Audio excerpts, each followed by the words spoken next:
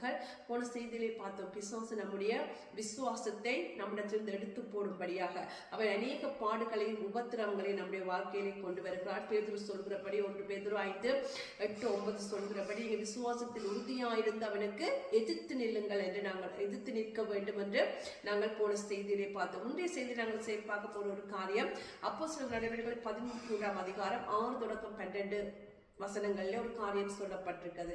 இங்கே 13ஆம் அதிகாரம் இப்படியாக சொல்கிறது, அவர்கள் அந்தியோகியா பட்டணத்திலே சபையிலே அவர்கள் ஒன்று கூடி கர்த்தருக்கு உபவாசித்து ஆராதனை செய்து கொண்டிருக்கும் போது பவுலையும் பர்னபாவையும் நான் எனக்காக பிரித்து விடுங்கள் என்று பரிசுத்த ஆவியானவர் அங்கு திருவுளம் பற்றினார். அப்பொழுது அவர்கள் உபவாசித்து ஜெபித்து பவுலையும் பர்னபாவையும் அவர்கள் ஊழியத்துக்காக திருப்பி அவர்கள் வேறு இடத்துக்கு போக விட்டதை நாங்கள் பார்க்க முடிகிறது.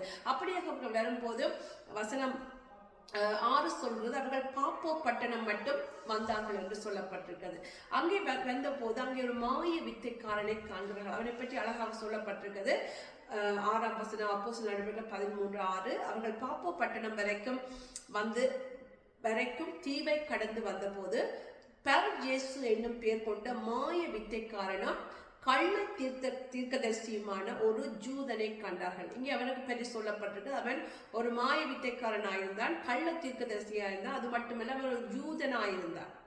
அப்படியாக வரும்போது 7ஆம் வசனம் சொல்கிறது, அவன் விவேகமுள்ள மனுஷனாகிய செர்கி பவுல் என்னும் அதிபதியுடனே கூட இருந்தான். அந்த அதிபதி பர்னபாவையும் சவுலையும் அழைப்பித்து அவரிடத்தில் தேவ வசனத்தை கேட்க ஆசையாய் இருந்தார். மாய வித்தைக்காரன் என்னும் அர்த்தம் கொள்ளும் பேருடைய அந்த எலிமா என்பவன், அவனுக்கு இன்னொரு பேரும் சொல்லப்பட்டிருக்கிறது, அதிபதியை விசுவாசத்திலிருந்து திருப்பும்படி வகை தேடி அவர்களோடு எதிர்த்து நின்றார். அப்பொழுது பவுல் என்று சொல்லப்பட்ட சவுல் பரிசுத்த ஆவியினால் நிறைந்தவனாய் அவனை உற்று பார்த்து, எல்லா கபடமும் எல்லா பொல்லாங்கும் நிறைந்தவனே, பிசாசின் மகனே, நீதிக்கெல்லாம் பகைஞனே, கர்த்தருடைய செம்மையான வழிகளை புரட்டுவதில் ஓய மாட்டாயோ என்று அப்படியாக அவனை பேசும்போது அவன் சூரியனை காணாமல் குருடனாக மாறினதை பார்க்க முடிகிறது. 12ஆம் வசனம் சொல்கிறது, அப்பொழுது அதிபதி சம்பவித்ததை கண்டு கர்த்தருடைய உபதேசத்தை குறித்து அதிசயப்பட்டு விசுவாசித்தான். இன்றைய நாளில் பிசாசு நம்முடைய வாழ்க்கையில செய்கிற காரியம் எப்படியாக அந்த பர்ஜேசு என்று சொன்னால், பார் என்று சொன்னால் எபிரேய மொழியிலே மகன் என்ற அர்த்தம். இயேசுவுக்கு மகன் என்ற ஒரு பெயரை வைத்துக் கொண்ட ஒரு மனுஷன், அவன் ஜூத மனுஷன். ஆண்டவருடைய தேவ வசனத்தை ஒரு மனுஷன் கேட்டு அதை விசுவாசிக்க கூடாதபடி கடைசியாக சொல்லப்பட்டிருக்கிறது, அந்த அதிசயப்பட்டு அதிபதி விசுவாசித்தான் என்று சொல்லப்பட்டிருக்கிறது. இன்றைய நாள் பிசாசு செய்கிற காரியம் என்னவென்று சொன்னால், எப்படியாக அந்த எலிமா என்ற கள்ள தீர்க்கதரிசி சோசரன் அந்த அதிபதி தேவனுடைய வசனத்தை கேட்டு விசுவாசிக்காதபடி கிரியை செய்தானோ, அதே போல இன்றைய நாளிலும் பிசாசு நம்முடைய வாழ்க்கையிலே கிரியை செய்கிறான். நாங்கள் விசுவாசத்திலே வளர முடியாதபடி, விசுவாசத்திலே நாங்கள் நிலைத்து நிற்க முடியாதபடி அவன் நம்முடைய வாழ்க்கையிலே அதே போல கிரியை செய்வதை பார்க்க முடிகிறது. நாங்கள் போன செய்தியிலே பார்த்தது போல அந்த வழி அருகே விதைக்கப்பட்டவர்கள், அந்த வசனம் வரும்போது பட்சிகள் எப்போதும் காத்து கொண்டிருக்கிறது. அந்த வசனத்தை நம்மிடத்திலிருந்து திருடி விட்டு அந்த விசுவாசம் நம்முடைய வாழ்க்கையிலே வராதபடி கிரியை செய்யும்படியாக அவர்கள் எப்போதும் காத்து கொண்டிருக்கிறது. இங்கே சொல்லப்பட்டிருக்கிறது, அவன் அதிபதி அந்த வசனத்தை விசுவாசித்து அவன் ஆண்டவராக இயேசு கிறிஸ்துவை சொந்த இரட்சகராக ஏற்றுக்கொள்ளாதபடி அல்லது வேத வசனத்தை விசுவாசித்து அவன் விசுவாசத்திலே வளராதபடி அவன் எதிர்த்து நின்றான் என்று சொல்லப்பட்டிருக்கிறது. நாங்கள் செய்ய வேண்டிய காரியம் என்னவென்று சொன்னால், அந்த அப்படியாக பவுல் அப்போஸ்தலர் செய்தாரோ எப்படியாக சொல்லுகிறார், எல்லா கபடமும் எல்லா பொல்லாங்கும் நிறைந்தவனே, பிசாசின் மகனே, நீதிக்கெல்லாம் பகைஞனே, கர்த்தருடைய செம்மையான வழிகளை புரட்டுவதில் ஓய மாட்டாயோ, இப்பொழுதே கர்த்தருடைய கை உன்மேல் வந்திருக்கிறது, சில காலம் நீ சூரியனை காணாமல் குருடனாக இருப்பாய் என்று அவன் பேசி அந்த தண்டனையை கொடுத்தது போல நம்முடைய வாழ்க்கையில பிசாசு நாங்கள் விசுவாசிக்க கூடாதபடி நம்முடைய விசுவாசத்தில் திருப்பும் போது நாங்கள் அதை முதலாவதாக இனம் கண்டு கொள்ள வேண்டும். வேதம் சொல்லுகிறது, அவன் நம்முடைய வலைகளை நம்முடைய இருதயத்திலே பொய்களை அவன் விதைக்கிறான். அவன் பொய்களை நம்முடைய இருதயத்திலே விதைக்கிறான். டவுட் என்னுடைய வாழ்க்கையிலே கொண்டு வருகிறான். நம்முடைய வாழ்க்கையிலே பாடுகளை கொண்டு வந்து நம்மை தேவனிடத்திலிருந்து பிரிப்பதற்கு அவன் அநேக காரியங்களை செய்து கொண்டு வருகிறான். ஆனால் வேதம் சொல்லுகிறது, வேத வசனமாக்கிய ஆவியின் பட்டயத்தை எடுத்துக் கொள்ளுங்கள், விசுவாசமாக்கிய கேடகத்தை பிடித்து வைத்துக் கொள்ளுங்கள். இந்த காரியத்தை நீங்கள் கற்பனை செய்து பாருங்கள்.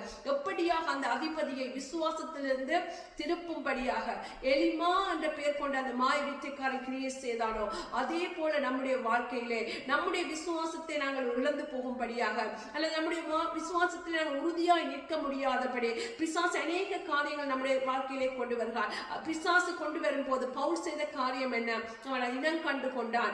அந்த அதிபதியை இவன் திசை திருப்புவதற்காக காரியங்களை செய்கிறான் என்று பவுல் அப்போஸ்தலன் அறிந்து கொண்டது போல நம்முடைய வாழ்க்கையில் நாங்கள் இந்த காரியங்கள் வரும்போது முதலாவது நாங்கள் அறிந்து கொள்ள வேண்டும். இந்த காரியங்கள் நம்மை விசுவாசத்தின் பாதையிலிருந்து விலக்குவதற்காக பிசாசு இந்த காரியங்களை கொண்டு வருகிறான் என்று நாங்கள் அறிந்து கொண்டு நாங்கள் அவனுக்கு எதிர்த்து நிற்க வேண்டியவர்களாக இருக்கிறோம். உன்னுடைய பொய்யை விட்டு நீ ஓய மாட்டாயோ, உன்னுடைய இந்த வழியை விட்டு நீ ஓய மாட்டாய். நீங்கள் பேசி பார்த்தீர்கள் என்று சொன்னால் எப்படியா ஆண்டவராக இயேசு கிறிஸ்து பிசாசு சோதனை கொண்டு வரும்போது அவர் தேவ வார்த்தையினால் அவனை ஜெயித்தார் என்று சொல்லப்பட்டிருக்கிறது.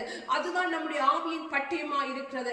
இப்படியான காரியங்கள் நடக்கும், உதாரணமாக இப்படியான காரியங்கள் நடக்கும் போது பாத்தியா, நீ ஆண்டவரை இப்படியாக சேவிக்கிறாய், ஆண்டவரத்துக்கு இப்படியாக ஊழியம் செய்கிறாய், நீ உண்மையாக இருக்கிறாய், ஆனால் உன்னுடைய வாழ்க்கையில் நடக்கிற காரியங்களை பார் என்று பிசாசு சொல்லும் போது நீ சொல்ல வேண்டியது, நம்முடைய வாழ்க்கையில் நடக்கிறது எல்லாம் நன்மைக்கு ஏதுவாக நடக்கிறது.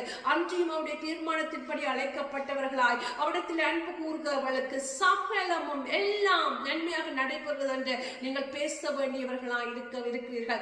ஆவியின் பட்டியமாக இந்த வேத வசனத்தை எடுத்துக் கொள்ளுங்கள். அவன் சொல்லுகிற எல்லா பொய்களையும் வெட்டத்தக்கதாக அதுவே நமக்கு ஆயுதமாய் இருக்கிறது. நம்முடைய விசுவாசம் என்னும் கேடகத்தை நாங்கள் உறுதியாய் பிடித்துக் கொண்டவர்களாய் அவன் சொல்லுகிற அந்த பொய்களுக்கு எல்லாம் நாங்கள் எதிர்த்து நிற்கத்தக்கதாக அந்த வேத வசனத்தை நீங்கள் முதலாவதாக உங்கள் இருதயத்தில் இருக்க வேண்டும். இதயத்தில் நிறைவினால் தான் வாய் பேசும். அந்த இருதயத்தில் இருக்கும் என்று சொன்னால் நீங்கள் அந்த பொய்களை இனம் கண்டுகொள்வீர்கள், நீங்கள் பேசுவீர்கள். அப்போது அவன் உங்களை விட்டு ஓடி போவதை நீங்கள் பார்க்க முடியும். அந்த ஆண்டவராக இயேசு கிறிஸ்துவை விட்டவன் சில காலம் விலகி போனான் என்று சொல்லப்பட்டிருக்கிறது. அவன் மறுபடியும் வந்தாலும் மறுபடியும் நாங்கள் அந்த வேத வசனத்தை கொண்டு அவனை ஜெயிப்பதற்கு ஆண்டவர் நமக்கு எல்லா கிருபையும் கொடுத்திருக்கிறார், எல்லா அதிகாரமும் கொடுத்திருக்கிறார். ஒன்றும் எங்களை சேதப்படுத்தாது என்று அவன் நமக்கு வாக்கு கொடுத்திருக்கிறார். ஆனால் அவன் பொய் சொல்லும் போது அதை இனம் கண்டு கொண்டு நம்முடைய விசுவாசத்தில் திருப்பதற்கான செய்கிற காரியங்களை இனம் கொண்டு கொண்டு நாங்கள் காரியங்களை செய்ய வேண்டியவர்களாக இருக்கிறோம்.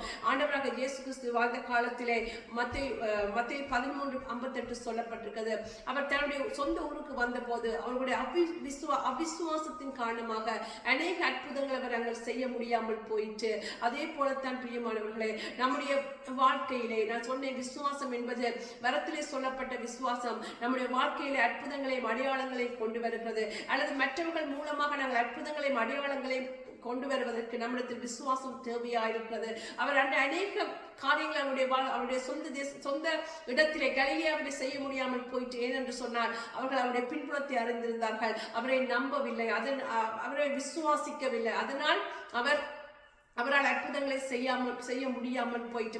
மார்க் 6:6 சொல்கிறது, அவருடைய அவிசுவாசத்தை குறித்து அவர் ஆச்சரியப்பட, he marveled because of their unbelief. அவர் ஆச்சரியப்பட்டார் என்று சொல்லப்பட்டிருக்கிறது. எனக்கு பிரியமானவர்களே, நம்முடைய விசுவாசத்திலே இன்றைய நாளில் ஆண்டவர்களோடு பேசுகிறார். விசுவாசத்திலே உறுதியாய் நில்லுங்கள். பேதுரு சொன்னது போல அநேக பாடுகள் உங்களுக்கு நீங்கள் போகிற பாதையை போல உங்களுடைய சகோதரிடத்திலும் அநேக பாடுகள் பிசாசு கொண்டு வந்து கொண்டிருக்கிறார். அவர்களும் உபத்திரவத்தின் ஊடாக போய் கொண்டிருக்கிறார்கள். ஆனால் செய்ய வேண்டியது என்னவென்று சொன்னால் விசுவாசத்தில் உறுதியாயிருந்து steadfast in your faith and then resist the devil, then he will flee from you. அவன் எங்களை விட்டு ஓடி போவான். அப்படியாக நாங்கள் விசுவாசத்தில் உறுதியாய் நிற்கும்படியாக அவனுக்கு எதிர்த்து நிற்கும்படியாக தேவன் ஒவ்வொருவரையும் ஆசீர்வதிப்பாராக. ஆமென்.